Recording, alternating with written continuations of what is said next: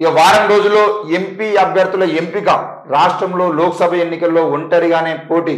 BJP రాష్ట్ర అధ్యక్షుడు కిషన్ రెడ్డి వారం రోజుల్లో పార్లమెంట్ అభ్యర్థుల ఎంపిక ఉంటుందని, లోక్సభ ఎన్నికల్లో తాము ఏ పార్టీతో కలవాల్సిన అవసరం లేదని కేంద్ర మంత్రి బీజేపీ రాష్ట్ర అధ్యక్షుడు కిషన్ రెడ్డి పేర్కొన్నారు. ఈ నెల 28న అమిత్ షా తెలంగాణలో పర్యటిస్తారని తెలిపారు. గురువారం తమ పార్టీ కార్యాలయంలో నిర్వహించిన మీడియా సమావేశంలో మాట్లాడుతూ పార్లమెంట్ ఎన్నికలకు సిద్ధం కావాలని కార్యకర్తలకు పిలుపునిచ్చారు. కేంద్రంలో మళ్లీ వచ్చేది బీజేపీ సర్కారేనని ఆయన హామీ ఇచ్చారు. మొత్తానికైతే బీజేపీకి సంబంధించిన వార్తలు మనం చూసినట్లయితే ఈ తెలంగాణకు సంబంధించిన ఎంపీ అభ్యర్థులను వచ్చే వారం రోజుల్లో మేము ఎంపిక చేస్తామని చెప్పేసి మాట్లాడుతున్నారు. నిజానికి బీజేపీకి సంబంధించిన విషయంలో, ఎంపీ అభ్యర్థులకు సంబంధించిన విషయంలో దాదాపుగా ఆ ఎంపీ అభ్యర్థులు కూడా వాళ్ళకి సరైన సక్రమంగా లేరు అనేది మనం చాలాసార్లు చూసాము. మరి ఎంపీ అభ్యర్థులు ఎవరు లేకపోయినా మరి ఎవరిని ప్రకటిస్తారు ఏంది? మరి లాస్ట్ టైమే అసెంబ్లీ ఎన్నికల్లో ఆ ప్రధాన నాయకులు ఉన్నటువంటి వాళ్ళందరూ కూడా ఓడిపోవడం జరిగింది. మరి ప్రధాన నాయకులు ఓడిపోయారు. మరి మిగతా వాళ్ళు 8 మంది గెలిచినప్పటికీ ఆ 8 మంది కూడా కేవలం వాళ్ళ వ్యక్తిగతంగా వాళ్ళు చేసినటువంటి పనుల పేరుతో వాళ్ళు స్వచ్ఛంద కార్యక్రమాలు పాల్గొనడం వల్ల మాత్రమే గెలిచారు. అదంతా బీజేపీ పార్టీ గ్రాఫ్ తో పెరగలేదు అనే విషయం అయితే అర్థమైంది. మరి ఈ క్రమంలో ఎంపీ అభ్యర్థులుగా ఎవరెవరు తీసుకుంటారు, ఎవరెవరు తీసుకుంటే ఎంపీ అభ్యర్థులుగా ఎవరు గెలిచేటువంటి అవకాశాలు ఉంటాయనే విషయం మీద ఇంకా వాళ్ళకి క్లారిటీ లేదు. మరి క్లారిటీ లేకుండానే ఈరోజు ఎంపీ అభ్యర్థులు ప్రకటిస్తే మరి వాళ్ళు ప్రకటించిన తర్వాత టికెట్లు రాని వాళ్ళు ఎవరున్నారు, రాకపోతే మరి వాళ్ళందరూ ఎటుపోయేటువంటి అవకాశాలు ఉంటాయి.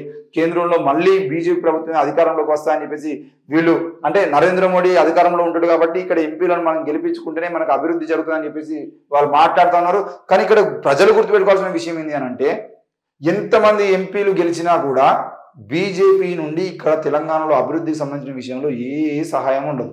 ఎందుకనంటే ముఖ్యంగా నరేంద్ర మోడీ కనుక మళ్ళీ ప్రధానమంత్రి అయితే జరిగేటువంటి నష్టం ఏంటి అని అంటే, ఆయన దక్షిణ తెలంగాణకు, సౌత్ ఇండియా మొత్తానికే నిధులు ఇవ్వడు. అది కేవలం తెలంగాణకి కాదు, తెలంగాణకి ఇవ్వడు, ఆంధ్రప్రదేశ్కి ఇవ్వడు, తమిళనాడుకి ఇవ్వడు, కేరళకి ఇవ్వడు, కర్ణాటకకి ఇవ్వడు. ఈ రాష్ట్రాలకు ఎవ్వరికి కూడా ఆయన ₹1 కూడా అంటే ఉత్తర తెలంగాణకు దక్షిణ తెలంగాణకు సంబంధించిన విషయంలో కానీ, ఉత్తర భారతదేశానికి దక్షిణ భారతదేశానికి సంబంధించిన విషయంలో ఎక్కడ కూడా ఆయన చూపిస్తున్న వివక్షని మనం ఒకసారి గ్రాఫ్ వేసుకొని చూసుకుంటే క్లియర్ గా ₹100 కోట్ల ఖర్చు చేస్తే 100 కోట్లలో 90 కోట్లు ఉత్తర భారతదేశానికి, కేవలం 10 కోట్లు మాత్రమే దక్షిణ భారతదేశానికి ఖర్చు చేస్తున్నటువంటి పరిస్థితి ఈ రోజు కేంద్రంలో ఉంది. మరి ఒకవేళ కనుక మళ్ళీ నరేంద్ర మోడీ ప్రధానమంత్రి అయినా కూడా ఇక్కడ మన ఎంపీలు ఎంతమంది గెలిచినా ఈ రోజు కరీంనగర్ నుండి ఎంపీ బండి సంజయ్ కుమార్ గెలవడం ద్వారా, లేదంటే నిజామాబాద్ లో ధర్మపురి అరవింద్ గెలవడం ద్వారా ఆ నియోజకవర్గాలు ఏమన్నా అభివృద్ధి చెందినాయా అని చెప్పేసి ఒకసారి చూసినట్లయితే వాళ్ళ అభివృద్ధి గురించి, మీ నియోజకవర్గ అభివృద్ధి గురించి ఎప్పుడా బాబు అని చెప్పేసి మాట్లాడితే బండి సంజయ్ ఏమంటున్నాడు, మేము ₹1,000 కోట్ల మీ అయ్యే తీసుకొచ్చిండా, ₹1,000 మేము కేంద్రం నుంచి తీసుకొచ్చినా అంటే 1,000 కోట్లు కాదు, దేశంలో ప్రతి సంవత్సరం ఖర్చు అయ్యే బడ్జెట్ లక్షల కోట్లు. మరి లక్షల కోట్ల రూపాయలలో నువ్వు తెలంగాణ తీసుకొచ్చినటువంటి నిధులు ఎంత అని అడిగితే అది ఎట్లాగో నువ్వు అసలు బండి సంజయ్ ఎంపీ కాకపోయినా, ఇక్కడ తెలంగాణలో జీరో, ఒక్కరు కూడా బీజేపీ పార్టీ ఎంపీ లేకపోయినా ప్రతి సంవత్సరం రాష్ట్రాలకు కేంద్రం ఇవ్వాల్సినటువంటి సహాయం ఇస్తూనే ఉంటుంది. కేంద్రం ఏ పథకాల్లో ఎంత ఖర్చు చేయాలో అంత ఖర్చు చేస్తూనే ఉంటుంది. దానికి బీజేపీ ఎంపీలకు సంబంధం లేదు. ఈ రోజు ఒకవేళ కాంగ్రెస్ పార్టీ అధికారంలోకి వచ్చింది తెలంగాణలో, కాంగ్రెస్ పార్టీ అధికారంలోకి వచ్చిన తర్వాత కూడా ఈ రోజు దాదాపుగా 30 మంది ఎమ్మెల్యేలు బీఆర్ఎస్ పార్టీ వాళ్ళు ఉన్నారు. మరి బీఆర్ఎస్ పార్టీ ఎమ్మెల్యేలు ఉన్నటువంటి ప్రాంతానికి అభివృద్ధి పనులు జరగవా అంటే ప్రతి గ్రామ పంచాయతీకి నిధులు వస్తాయి, ప్రతి జిల్లాకు నిధులు వస్తాయి, ప్రతి ఎమ్మెల్యేకు నిధులు వస్తాయి, వాళ్ళ ఎమ్మెల్యే కోటా కింద కూడా ఖర్చు చేసుకునే అవకాశాలు ఉంటాయి. ఇవన్నీ కూడా ప్రతి ఎమ్మెల్యేకు ఉంటాయి.